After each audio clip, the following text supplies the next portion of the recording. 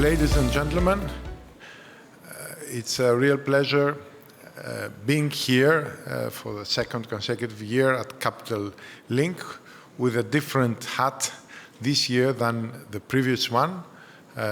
We had an economic agenda last year. Today, my agenda is on energy, though I believe that what we have done as government, both in our financial and economic policy and in our energy policy, is a whole rather than specific parts, because every part helps the other. For example, having an investment grade this year is very important for all our energy investments that are going to come in the years from now on till 2030, 2040.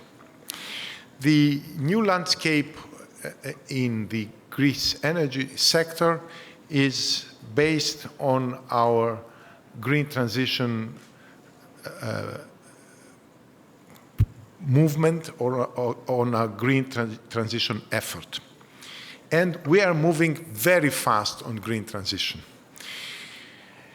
You have to remember that today, compared to 2011, we have reduced by 80% our coal consumption, which I think is a huge, huge achievement for any country to do that, based on the fact that we had our energy sector based on local coal energy consumption, lignite.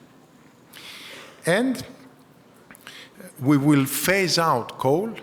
The longest possible period is 2028. Possibly it will be as early as 2026.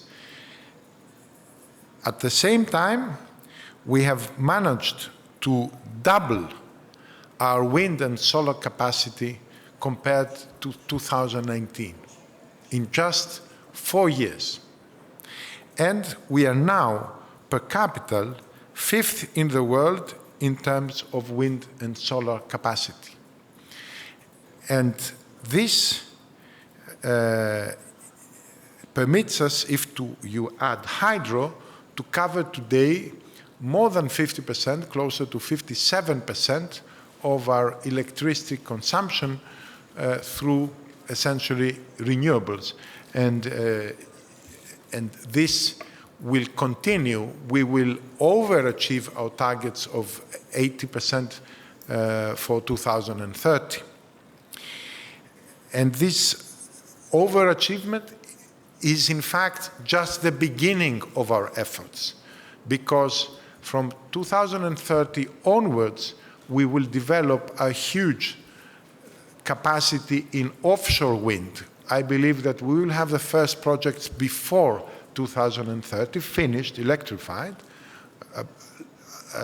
close to or before 2030. And then we have recognized and are promoting 12 gigawatts of offshore wind, where Greece has a real competitive advantage compared to all the other Mediterranean countries, with the small exception of a part of southern France. And this capacity is going to help not only our electricity market, but also the energy security and the energy prices in the whole Southeast Europe, because our offshore wind also has a very high capacity factor. It's not just a big offshore wind potential, but with a very high capacity factor exceeding 50%, which is a real remarkable capacity factor for anyone knowing what happens in renewables. At the same time, we are promoting very fast our onshore renewable production. We are promoting very fast our networks, our electricity networks. We have doubled investment in our electricity networks within Greece. And we are also promoting very fast our capacity for storage. Our flagship pumped storage project of Amfilohia will be finished by 2026, and our bids on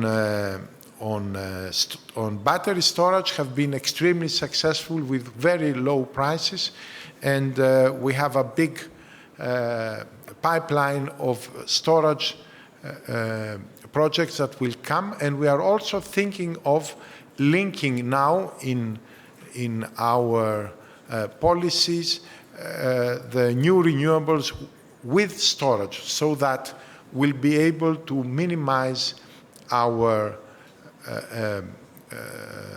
the imports of foreign gas as the transitional gas for our electricity sector. At the same time, Greece has moved on becoming a real hub for the whole region. Ambassador Payet, we have had an excellent discussion a few minutes ago, has mentioned of the FSRU that is going to start operating beginning of 2024, which is going to make Greece totally independent from pipeline gas from countries that have a different view of the world than us. And at the same time, we are moving very fast on our electricity connections with Bulgaria. We have doubled our electricity connection with Bulgaria. We are moving to improve our electricity connections with Italy, with the Western Balkans, and the big project that is now underway is our electricity connection with Cyprus and Israel, where our TSO, IPTO, has taken the lead and is now moving very fast into the implementation phase of this strategic interconnection, which is also part of our discussions in the 3+1 format that we also very much want and encourage. We already had, in previous decades, moved forward with pipelines. The TAP pipeline is another example, which is now being improved. And all this is creating a new view of Greece that is both a hub and a producer of energy. And as we're moving forward with the offshore wind, we believe that we will be able to become also an industrial producer of items that are needed for the offshore wind, for the exploitation of our offshore wind potential. We have excellent companies that already are in the sector, like the cable companies that we have, but not only these. And we are also going to involve our shipyards that we are now that are now entering a new phase to become involved in offshore wind platforms. And we are going to do also pilot projects to make sure that this industrial development doesn't have to wait till 2030, but it will be able to achieve sales long before 2030. We are going to use funds to facilitate these pilot projects on offshore wind. All of these are part of an integrated policy that is green in its core. And it's green not only in terms of the renewable transition, but also in terms of the results that we have in terms of CO2 emissions. Greece has managed to decrease CO2 emissions by 43% from 2005 to 2021. And this is not just a result of the Greek crisis, it's also a result of the green transition that happened at the same time as the Greek crisis was going on. And this is a really exceptional performance. We now have an overachievement today of our CO2 targets that we have within the EU. We're one of the countries that are overachieving our climate targets, and this is very important as we now are discussing in the COP28 environment. Finally, we are also promoting new technologies. We now have a CCS project that is moving forward in Prinos, where we will be able to have storage for CO2. We are promoting the capture of CO2 for our major industries at the same time. And we are getting ready for the hydrogen developments that will come in the years after 2028, 2030. We are also very much interested in the climate targets of the shipping industry. The Ocean Conference is that we are hosting, and I'll be happy to have people from here to our Ocean Conference in April 2024, will have as a big part the discussions on how to facilitate the green transition of the shipping industry, where Greece is, as you know, extremely important as a country, with a lot of shipping being of Greek ownership. But we are also interested in the promotion of this transition, which is very important for the global climate targets.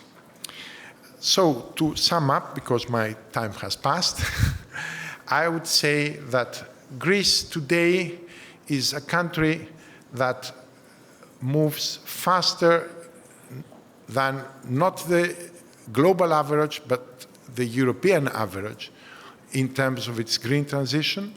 It is doing that, achieving also important and huge economic results in terms of the energy prices that it will have, in terms of investment that it will have.